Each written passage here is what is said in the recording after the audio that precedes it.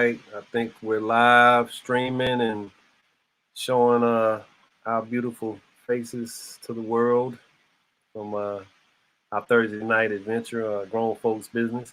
So, not going to waste a lot of time prefacing this. Everybody should be aware of what's taking place in our capital this week. Another moment of instability is showing its ugly head. The second impeachment of Donald Trump, even though he's no longer president. And there's reasoning that it's taking place and it should take place. It is, absolutely to make sure that he cannot attain another office such as the presidency due to certain behaviors he's exhibited while he was president and, of course, at the end of his presidency. So the House representatives have done an awesome job in presenting their case as to why this impeachment should take place. And it's been decided that it should move forward trial-wise. And we're witnessing, attempts at that this week. So I'm going to play a few clips, of course, that are kind of, one of them is kind of centered around this past week in Washington, but it is the first one I'll play is actually a little closer to home. Lieutenant Governor Mark Robinson last week made some comments about a cartoon, and I played this one because it is an indicator of this level of hypocrisy that is on full display from the Republican Party and a lot of its members in terms of how offended to be by certain things and how not to be offended or judgmental of certain other things. So I'll start with him and then I'll move on to a couple other clips. And when I'm done with the clips, we'll come back here and I'm going to ask everyone a question that I want you to really take your time answering. So I'm going to share my screen and I'll have to keep coming back, but we'll figure it out as we go. Here we go.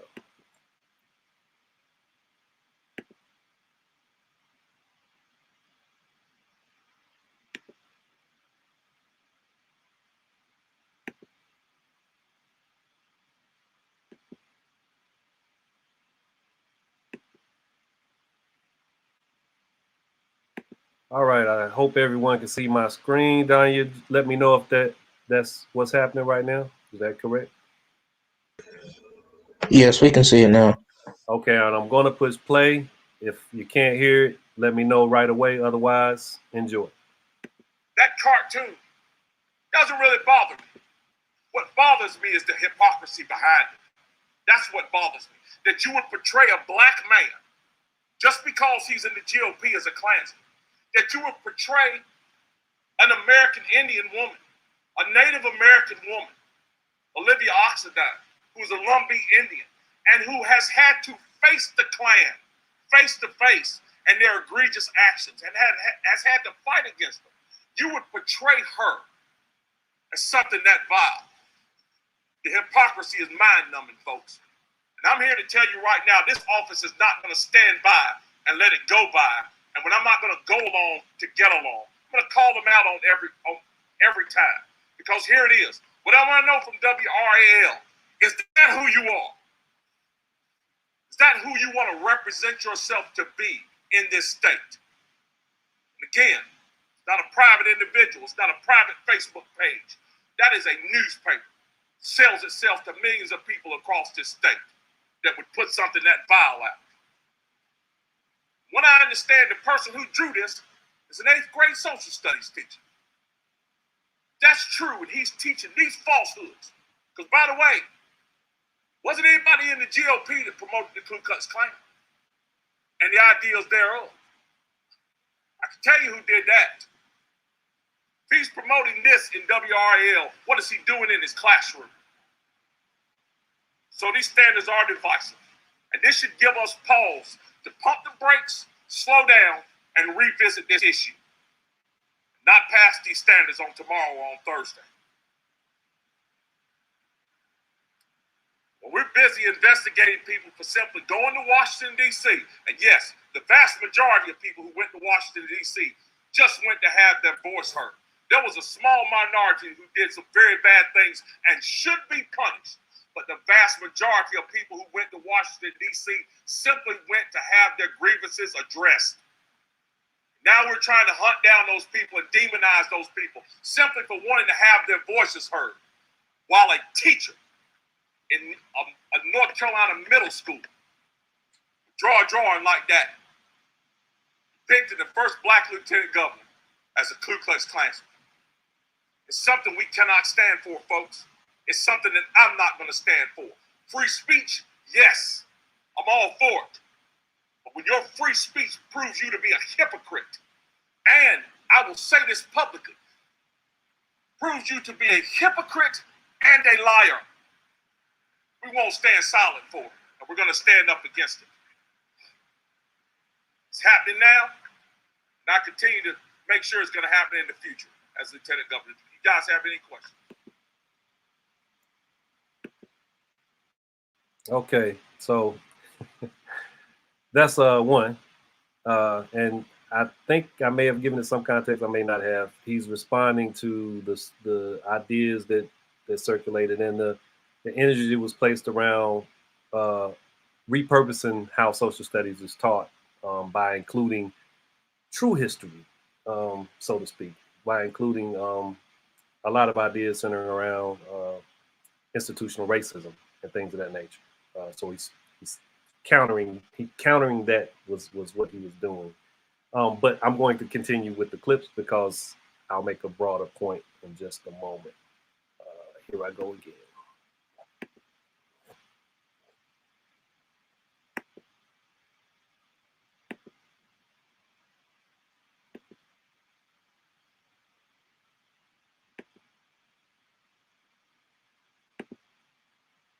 Here now is former Speaker of the House, Newt Gingrich, who's also a Fox News contributor. Newt, Democrats are accusing Trump of doing what they spent the last 4 years doing.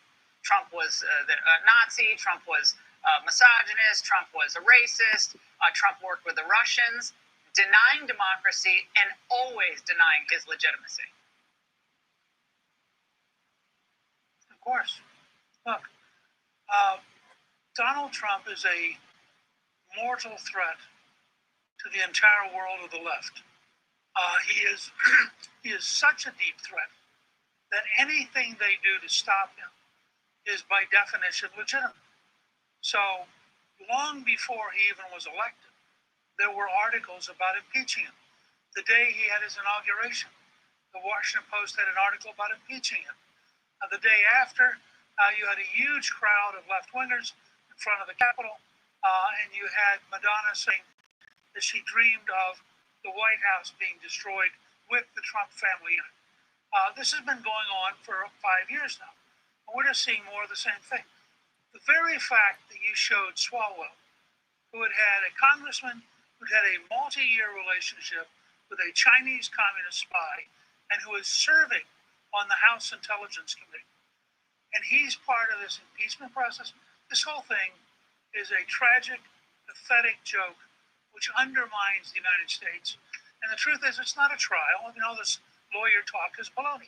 This is a mock trial in which the party of Hollywood has put together a series of films designed to make us so upset that we have to have somebody to be upset at, and they're saying Donald Trump's the right person.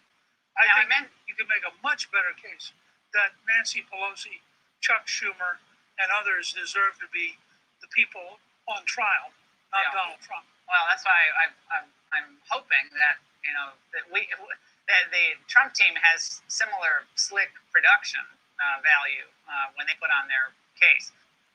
Here now is former.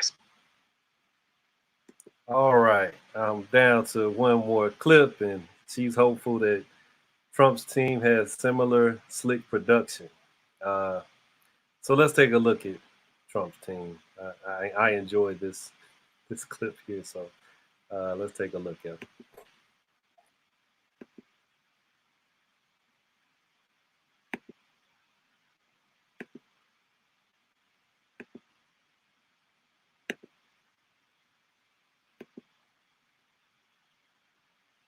be quite frank with you, we changed what we were going to do on account that we thought that the House manager's presentation was well done. We are generally a social people.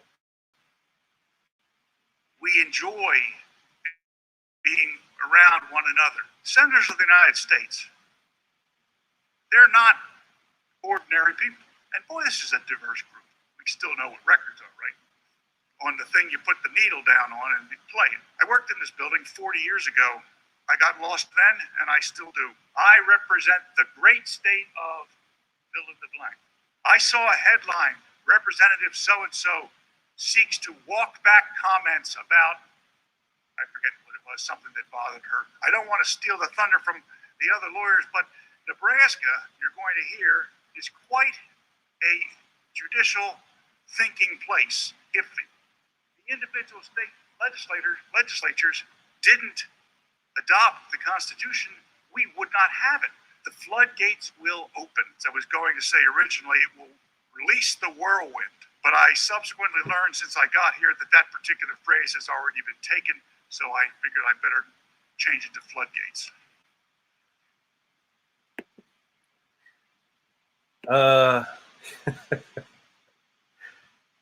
Man, I don't like, how did we get here? And not that we've been in wonderful places before, but there was a point in time where I could take some solace in knowing that the people tasked with keeping some form of order and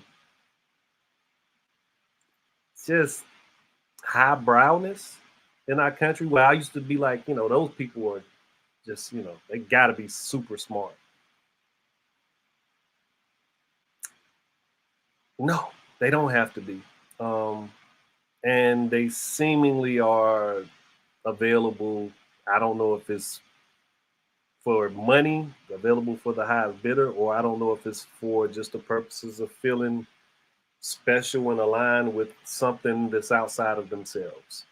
Because to witness these reactions and false equivalencies and ideas around being assaulted because of a cartoon and feeling like it was just the worst thing that somebody could have done, and skirting around the reasoning for why it was done. Making a mention, hey, that's why we should hold off on passing this curriculum that we're going to teach for social studies now. That's why we should hold off on it. But there was no clear why. Gingrich going on and on about Madonna saying something about the White House. I mean, the levels of false equivalency. And then he's talking about Swalwell speaking on the floor. There was a Chinese spy, and that may be well and true, but you have a whole lot of other things that were investigated around this president, but you're okay with them? I am just blown away by what has taken place for so long, but what we're witnessing now with the amount of evidence and the reasonable way it is being presented. I'm not the parts that I've watched are not anything that's like I feel like it's skewed or imbalanced or unfair. They're literally, and I didn't play a clip of that because I'm sure you're all inundated with that material centered around the timetable of him speaking when people were breaching the Capitol. Now they have everything timed and in the sequence where you can see what's actually happened and what his responses were while it was taking place. So we get all of that. And we knew it then. But it's almost like even though you presented to this segment of Republicans and Republican senators, they're just not going to pay it any attention no matter what. It's pretty sad to witness. So my question, and I truly would like for you guys to turn this over in your mind, and it's going to take I think a little unpacking. If you got questions for me about the question, feel free to ask. But my question is, If democracy, as we've all, I'm surely been told, is the great experiment of democracy. It's the grand experiment. Who are the guinea pigs? Who are the people being, or the things being experimented on? So, because there's ideas being experimented on too. It's not just about the actual entity. It's about the ideas, the perversion of ideas from my perspective. So, who or what is being experimented on, and what do you make of it? Like, I've asked questions before centered around, your perception of what's going on and how you feel about what's taking place. But given this past week, on top of everything we've seen over the last few years, our democracy is clearly it's fracturing, and we're witnessing it in real time in a way that I would think only really significant moments in our history have seen things like this take place in the Senate, in public, in a way that clearly shows there's a hierarchy and there's different rules for different people. So, with all of that in mind, with our limited crew here, but the usual suspects who I enjoy and appreciate nonetheless, I'm gonna ask to just who do you think's who do you think is the victim of this experiment, and what can we do about it? Just let that all permeate and just throw it all out. I'm interested in your responses. I'm gonna start with you, Jess.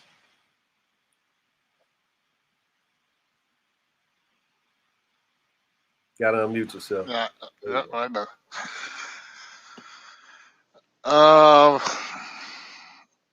That's a good one.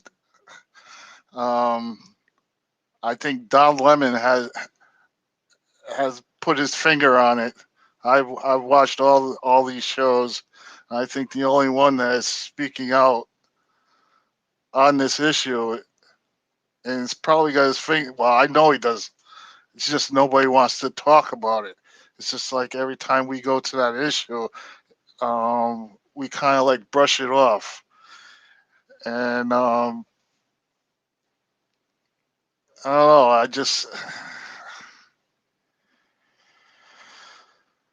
I think people need to start standing up and start taking a stand on how they feel, what's going on. Because if we don't, they're just going to tromp all over us, and we're going to be back being in that civil war again. So that's my take on that. Great comments, man, because I mentioned months ago when somebody said something about Civil War, I always say skirmishes, yeah, and we saw skirmishes. I said that before this thing happened at the Capitol. Skirmishes, yeah. Civil War takes a little bit more organization, and the lines have to be somewhat clearly drawn. And again, you're on that side, and we know. So, Jess, I respect that comment more now, because in a moment where something is as black and white as it probably is going to get, and there's still just no, that's not what we're going to do. We should move on for the betterment of the country. To complete my sentence, it is fascinating to witness when somebody, as my mom used to say, you'll touch the stove, you're gonna find out it's hot. The stove is being touched. This does not and should not define our country, but we're allowing it to, and we're allowing it to expose all of the fissures that exist and have existed. But that stringentness that we're witnessing, people just being inflexible, that is something that, in my opinion, is an indicator of the potential for that civil war to formulate and take place. Because my team's over here and your team's over there. No matter what your team does, it's not going to be okay. And it's disheartening, especially when the evidence is so clear. Gregory and Julia, what are you guys? What are your thoughts? And each of you, just keep going. Hello, folks. Good to be here. Just before we linked up with NC 100, we were watching PBS News. And interestingly, they were reflecting on the Arab Spring. And, that was a movement towards democracy, too. So your question about who are the victims in this experiment on democracy? Well, humanity is working this out. It's like a grist in the mill situation. The Greeks began talking about this 2,500 years ago, democracy as a divine principle, something that humanity can aspire to and deserves when we reach that point of consciousness, let's say. I'm going to revert back now to the folks like Newt Gingrich, brilliant intellectual. Robinson, brilliant intellectual. All of these voices, these talking heads, are brilliant intellectuals. Where's the heart? And when the heart has its sway, when it has an effect, when it conditions the head, the mind, then we've got a balanced human being. We're not dealing with balanced humanity. We're dealing with what is. And so we look for our examples in society. That's what Julia and I do. We scan, we look for those inspiring points of light. And these intellectuals should not dissuade us. That's just where they are. It's just that level of consciousness that they operate from. It's not where we're going to be. It's not where we're going.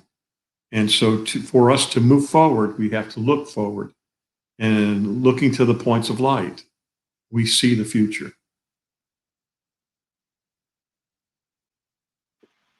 Julia, I definitely want to hear from you. Greg, wonderful assessment.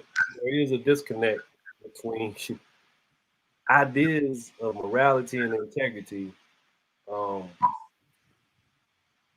and being compromised by people we know that have a level of intelligence. Yeah, I mean, well said, man. I don't even want to try to top that. Felton, I'm just going to build on that. I'm going to clarify, I should say, what I mean by intellect. Intellect is a lower mental capacity. The higher mental capacities capture divine ideas. And wisdom. When we look to the Buddha, when we look to Jesus, when we look to the Dalai Lama, the Pope, Mother Teresa, and many others that walk the streets with us in Greensboro. Martin Luther King. These are folks that operated from heart and head and had wisdom that they shared with humanity. They shared their entire selves, 100% of their being. That's the difference. Intellect is it will hide and it will camouflage what seems to be important. They can take a point and split it into hairs and go on and on and on and look and sound so intelligent. And it's just a dodge. It's not getting to the point. It's not speaking from what the capacity or the potential that humanity is. That's all. No, I mean, so like that's perfect because in my mind, what you're saying is just because you know better doesn't mean you actually do better. Mm-hmm. And you can talk yourself into actually believing what you're thinking, even though you know that there's an alternative that speaks more to the masses.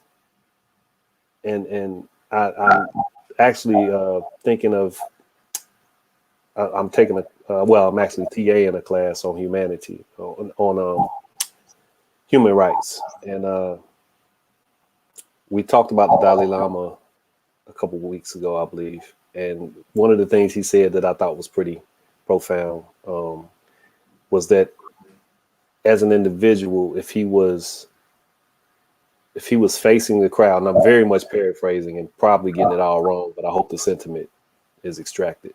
If he's facing against a crowd and his individualism is telling him one thing, but the whole entirety of humanity is saying something counter to that, then how can he resign himself to his perspective being the one that's right? So I'm probably butchering that, but the idea is we are all human beings. And if there's something for the betterment of us all, how can I counter that narrative? How can I speak against it? But we're witnessing that in a different and more nefarious way right now, because this whole I'm offended because of this, and let me tell you why, loudly and brassly, like it's just something that you're gonna understand because I say it a certain way. It's a trope, and it's something that we're seeing acted out, and we saw where it originated. We saw it start with the former president and become a thing, and now it's like everybody's jumping on that, and it's not a good look. Bob, what do you got, man? Give us some profound wisdom. Well, the first thing I'll say is that I'm glad Gregory added his commentary, his second phase of commentary, because I think calling these people brilliant intellectuals is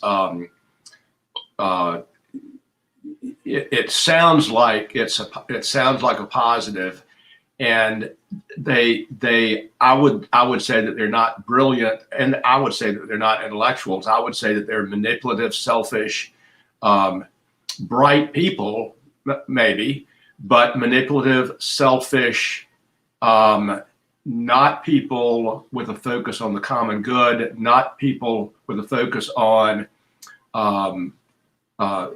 the public interest, not people that are focused on being statesmen.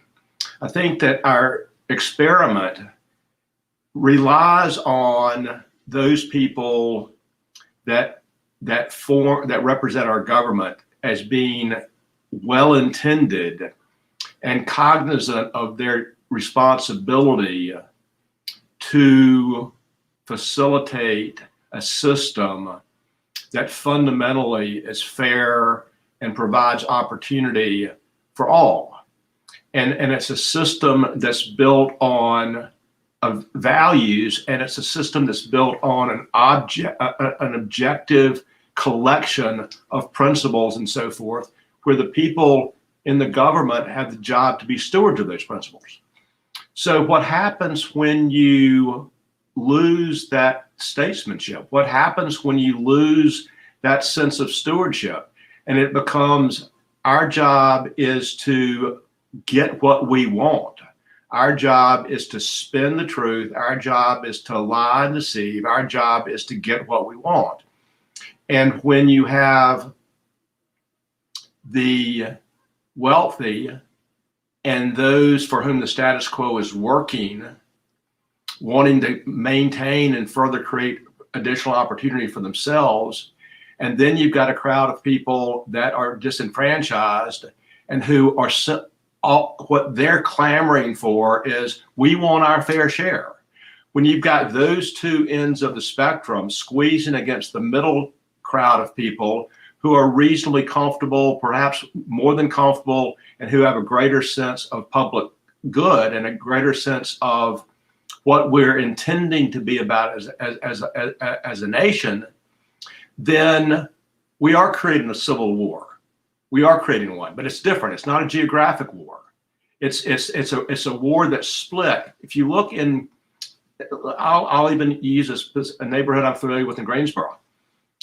If you look on the political maps, half this neighborhood is blue, half this neighborhood is red.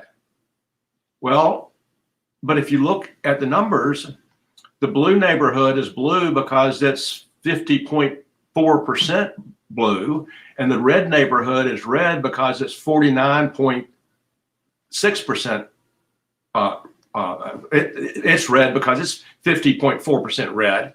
And if you look you see that narrow of a split even in homogeneous neighborhoods.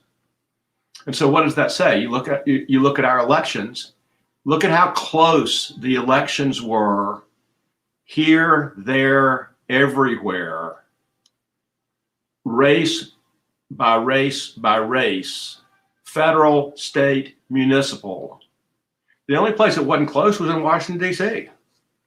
And so what does that say? It says we are at a state of social civil war, it seems to me. And to your starting point question, the experiment is about building a method of governance that can create a fair and winning and comfortable world for everyone, not based upon class, not based upon religion, not based on gender, and all of those sorts of things. And yet what we're doing is we're subverting the agenda to be one about, again, how do I get more of what I want? How do I get more of what I want? And if I have to lie, cheat, steal, bribe, whatever, that's fine, because the agenda and our system has proven that all of those things are okay if they help us get to the end goal. So you've got two kinds of people, and I say this a lot: givers and takers. So who's going to win? I think that waits to be seen.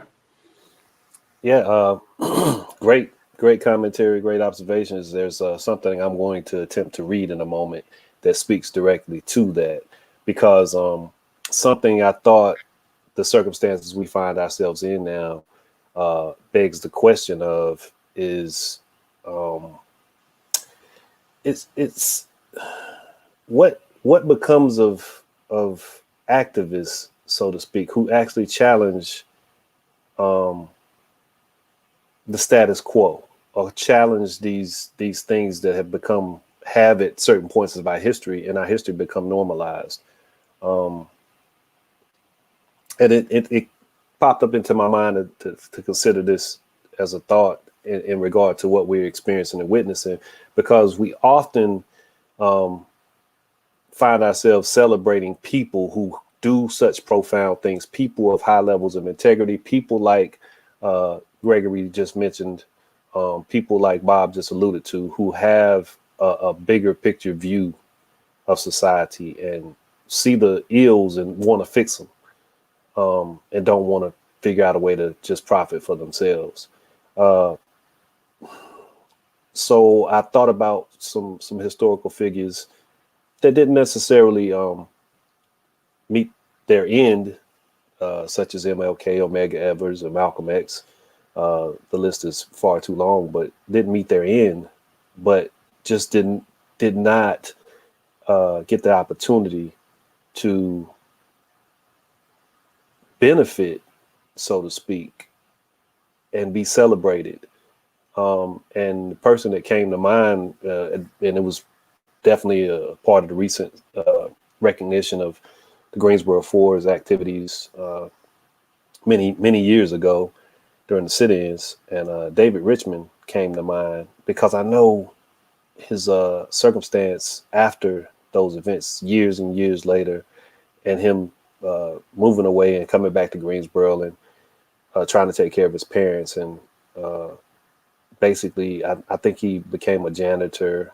And I remember there being a clip that I could not find, and I know it exists, but he just was, kind of broken from like what was supposed to happen based on his activities, his participation, and what did happen. And so what I did find was an interview he did that is preserved actually at UNC-G.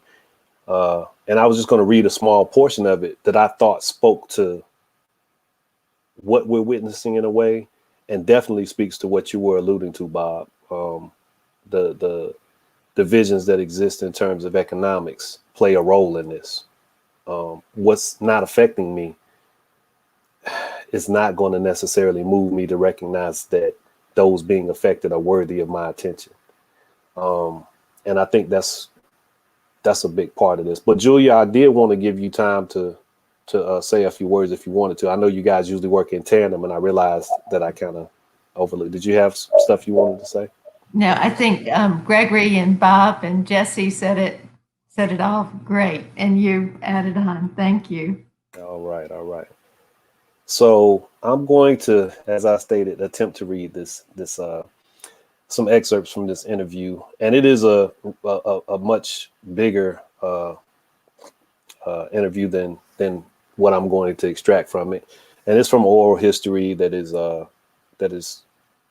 I'll say housed, but it's available through UNC-G, and it is William Chaff, who I'm not too familiar with, but he interviewed David Richmond in 1975.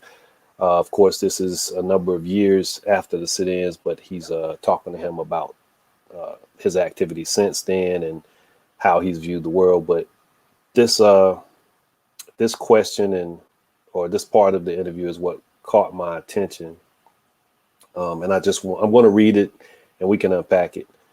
But William Chaff says, one of the other interesting things, I'll just say one more thing, is that I think that one of the other things that has happened in the last 5 or 6 years is that class division within the Black community has become much more pronounced.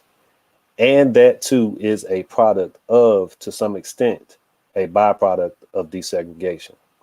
So that the solidarity is not there, or as much as it was, and some of these are typo, as much as it was, not only for political reasons, but also because of economic class divisions. And David Richmond responds, and the changes that took place in the early 60s have been responsible for the positions they're in now.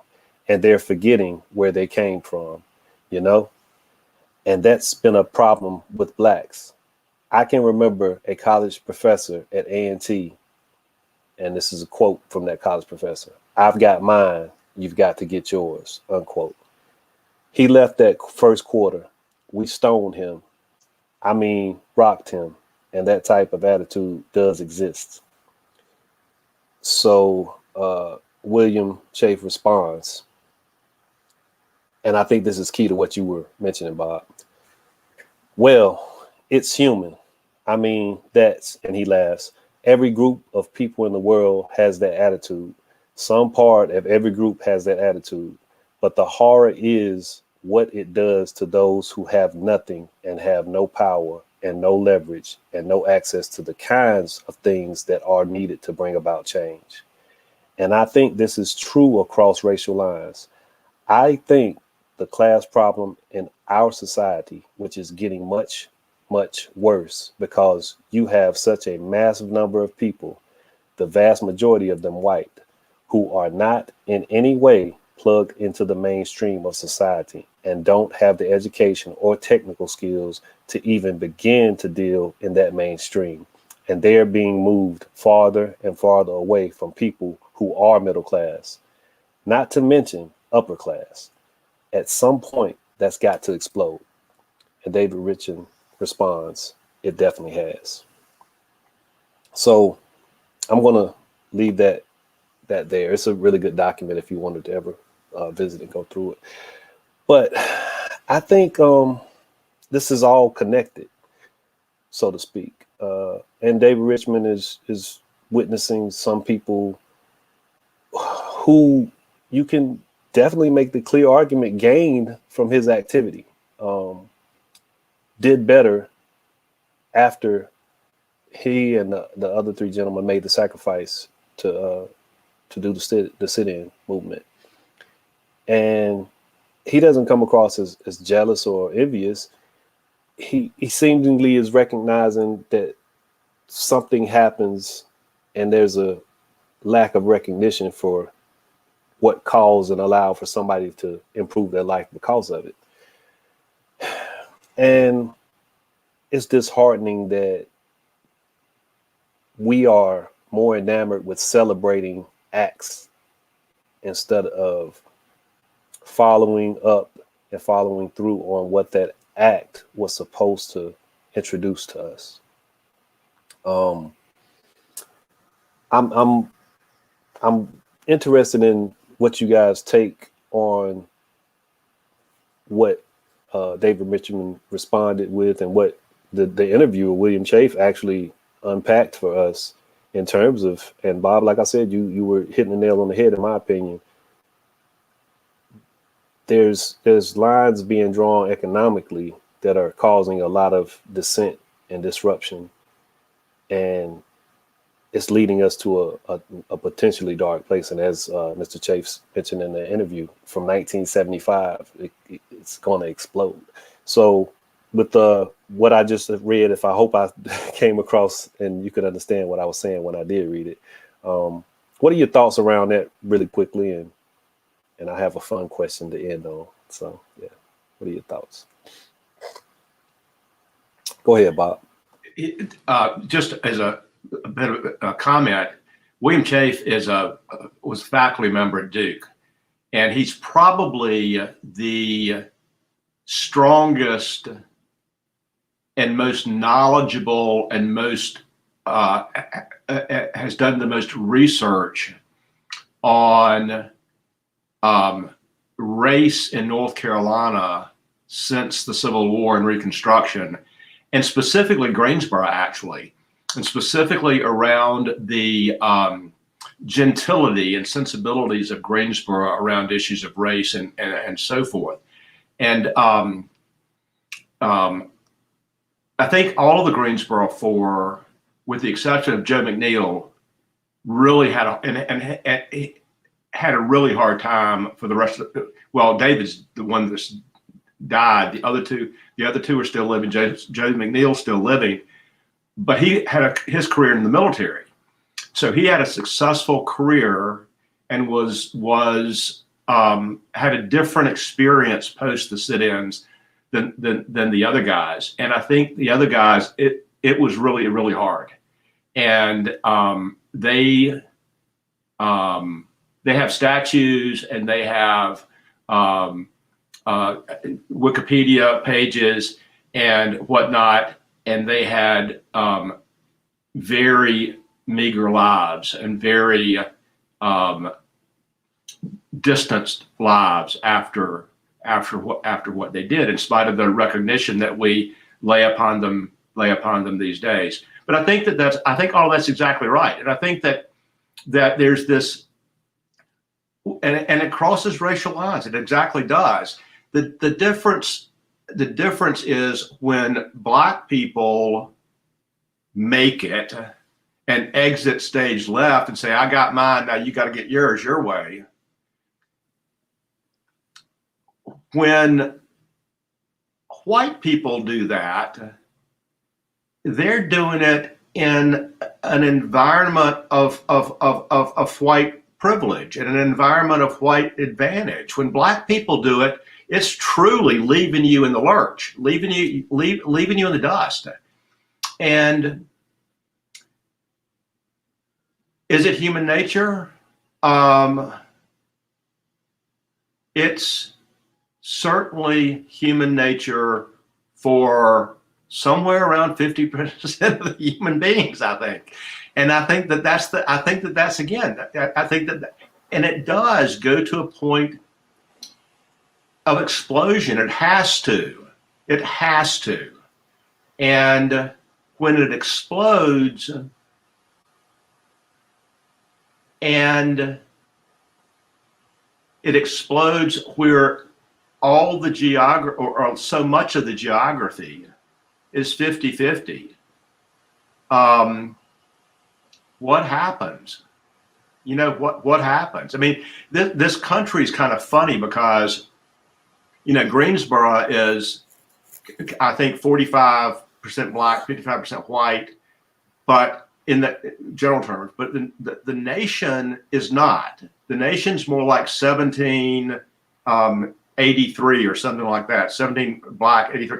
So and you've got this big center section that's not racially diverse at all. And you've got this perimeter that is. But we're not only talking about racial differences, we're talking about economic differences. And so when you blend the two and you kind of double it down, you say, okay, we've got racial conflict and we've got economic conflict. It's a powder keg. I mean, what else can it be? What else can it be? Absolutely. So if the fuse was lit prior to 75 when the interview took place, or 77, whichever one of those years, the fuse is just a long fuse, but it's going to eventually reach its destination unless we right the ship. And that brings me somewhat back to Lieutenant Governor Mark Robinson. How much better would we be if education was truly about edification and about improving one's perspective? There's nothing wrong with teaching the true history of this country. There's nothing wrong with it. That is from my perspective, teaching the truth from the moment a child is educatable. Teaching the truth is what's absolutely necessary. And for children to grow up in the truth is absolutely necessary. Why would that make this country less celebratable? The fact that it allows for someone to get a true perspective and to understand that we get to where we are because we overcame so many things makes us a better place. But when you try to, massage that or introduce false information, and then just because it's been false information, which the lost cause narrative one that sustained its presence for such a long period of time, just because it sustained itself for such a long period of time does not validate it. It does not make it necessary for us to function. That's correct. We can correct that. Gregory and Julia, I want to hear from you guys before we get to that last little fun question. Thanks for that, Bob. Yeah, I'm with Bob on the givers and takers, and I really feel like it's the battle of the forces of dark and the forces of light, and we are just that close. We have to at least tip it to 51%. The good. And we do that by doing things like this and bringing things to light and things out into the open. And Felton, to your point, children are not born prejudiced. So Jane Elliott. Right. We know the Jane Elliott brown eye, blue eye experiment and what that proved. The gentleman, was it Arms, the one of the Greensboro Four? What was his name? The one you read about? David Richmond. David Richmond. Mm-hmm. What about doing the right thing because it's the right thing? He did it because it was right. He wasn't expecting credit. And there's so many heroes like Gandhi and so many others that did not receive credit for doing the right thing at the time, but look at the impact that they had. Yeah. And in the long run of things, he'll be remembered in the right way. I hope. Yeah, I think so. Bob, you have something you want to add? Yeah, just something that Julia's comment triggered. We have the Gandhis and the Martin Luther Kings and the Nelson Mandelas and the Pope Francis and the Mother Teresa and all that sort of thing. And we also have the Republican Party elevating Franklin Graham to be in that same category of person. And again, that's another strategy. They're invoking that sort of person to be those models. And I mean, just want to say that. No, and you have a wonderful point. But see, when it is understood that everybody's for sale, especially after they've left this place, posthumously you can, as I showed a couple weeks ago, you can put MLK's voice in a Ford truck commercial. When that becomes an okay thing to do, then it absolutely will allow for what you're speaking of, Bob. You can try to, raise somebody up on a level that they have no reason to be elevated to. And you can attempt that because the ideals of the person that was celebrated and elevated didn't make the trip with them. It just became about, hey, it's character and dreams and all of that wonderful symbolic stuff. And the meat gets left behind. So you can do that hollow trip with anybody. That hollow trip can take place with anybody because we've allowed for that to take place. MLK's actual ideology got lost in him becoming, a symbolic figure. But yeah, good observation. Greg, would you have anything else you wanted to add or good? All right, Jess, you got anything you want to throw in?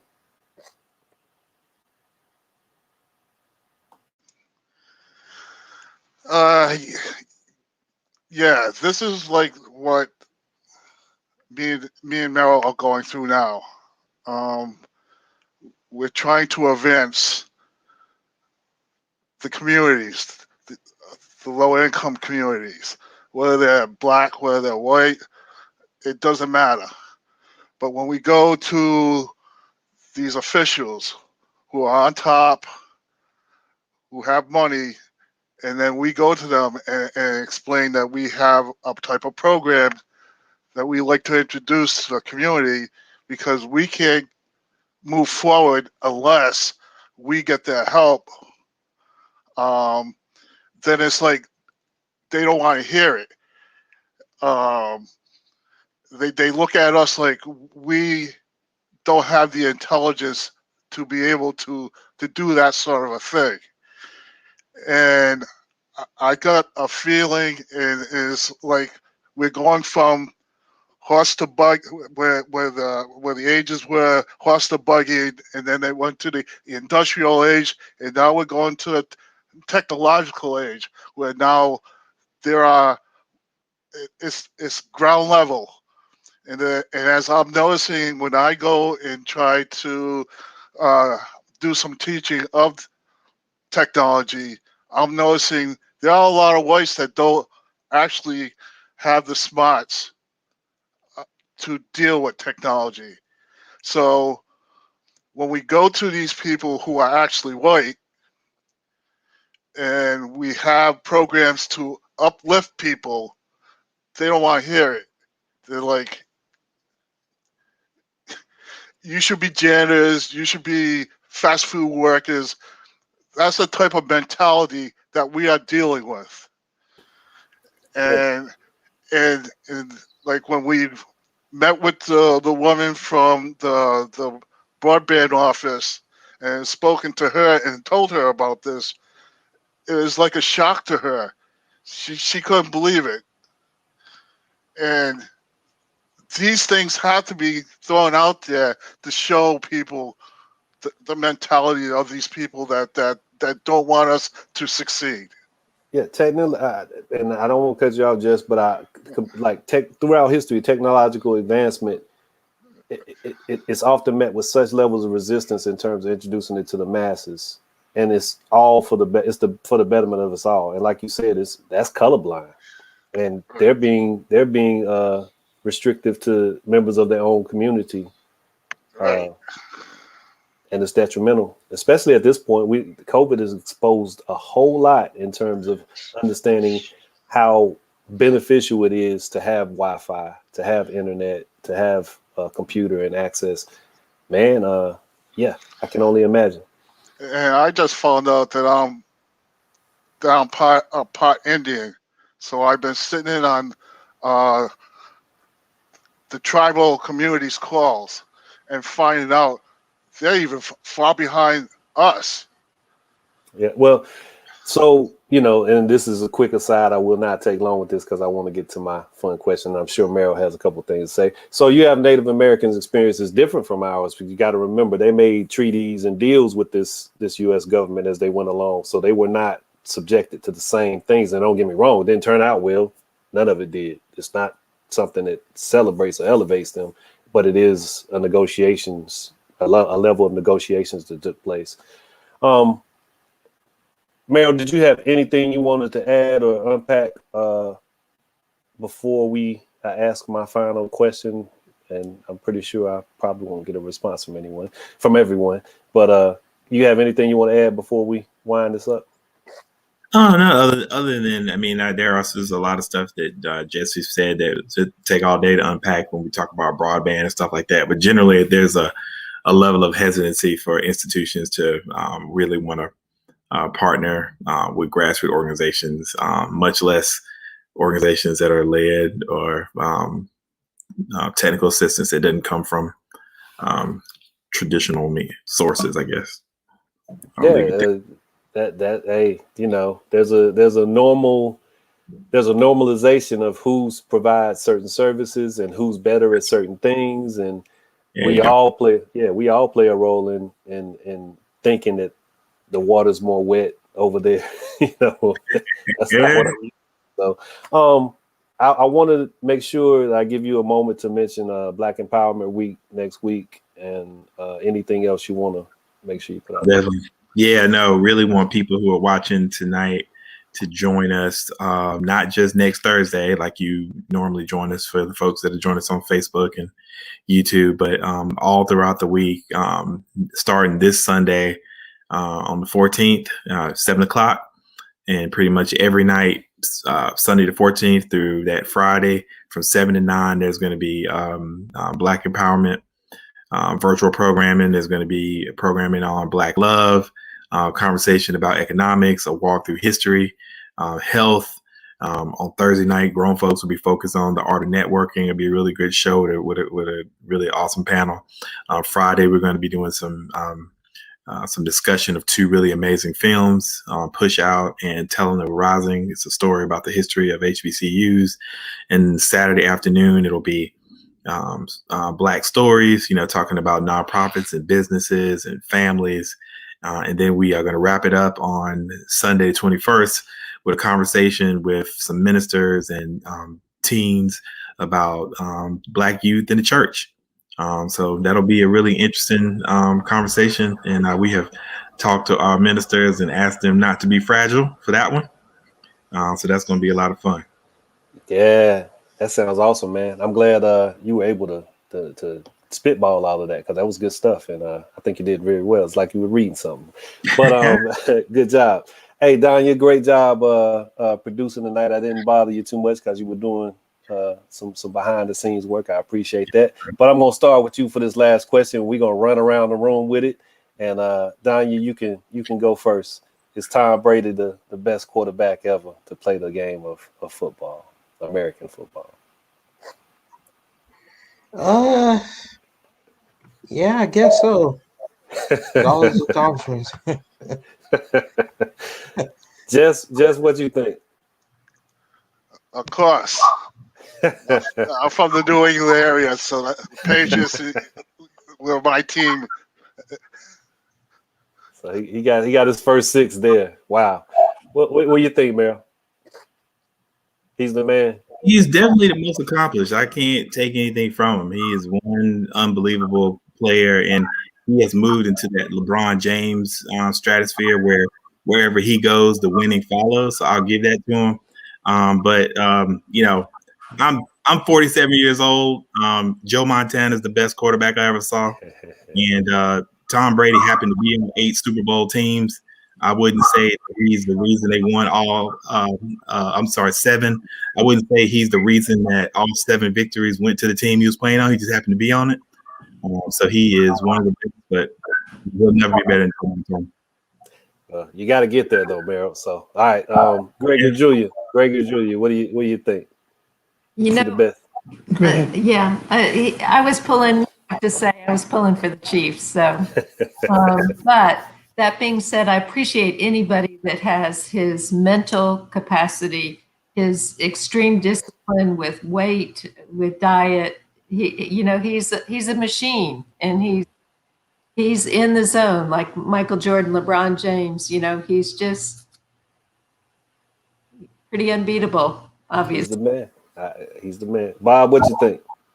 Gregory was hold on, Bob. Was that your answer too? I'm sorry. Oh, you get me going on football. That'll go all night. Okay. So I know you guys. Go ahead. I want to say something to Jesse though. Okay. Feel our arms around you, Jesse and Merrill. Feel our arms around you when you go to those places. Okay, we got your back. We got you in spirit. So don't go alone when you walk in. Appreciate that. Go ahead, Bob. Greg's going to sit this one out. Yeah, he's really good, but is he the best? I have no idea. I watch the Wake Forest. The Wake Forest football is what I watch. That's it. That's it. All right. So I get the last word on this. I have I think a fair take. I think he has to be. I give him two reasons, and one of them is a comparison reason. Deion Sanders was probably the best cornerback to ever play. That's a high skill position. And he did something that I always thought a lot of as being an intricate piece as to the reason why a team, other than the one he was on that had just won the Super Bowl, could win one. And that was when he went to the 49ers, helped them win a Super Bowl, then came to Dallas, and we won a Super Bowl. Tom Brady went to a team and took them to the Super Bowl in his first year. That doesn't happen very often. And Charles Haley was a great player, defensive lineman. I'm talking about that high-level skill position, that cornerback position, high-level skill, taking away one side of the field. Tom Brady touches the ball every snap if he's out there on the field on offense. And the key caveat that makes him super great to me is that this guy will get a first down if it's only a yard to go almost every time. It's automatic, and they know it's coming, and he's going to get that first down. So, yeah, 40-some years old myself. Joe Montana was awesome, but Tom Brady's ridiculous right now. For him to do what he did this season was absolutely ridiculous. I thoroughly enjoyed the time. Everyone have a wonderful, wonderful, wonderful evening. Any of us on this call could have played. Somebody said something. Was that you, Mary? Look, glad you took it down, Don. You don't even give it any more screen time. You all have a wonderful evening. Enjoyed it. Thanks for being the usual suspects, and thanks for your awesome thoughts and ideas and things to piggyback off of what I present. It's always a pleasure. I appreciate you guys. Hold you near and dear. Have a wonderful evening.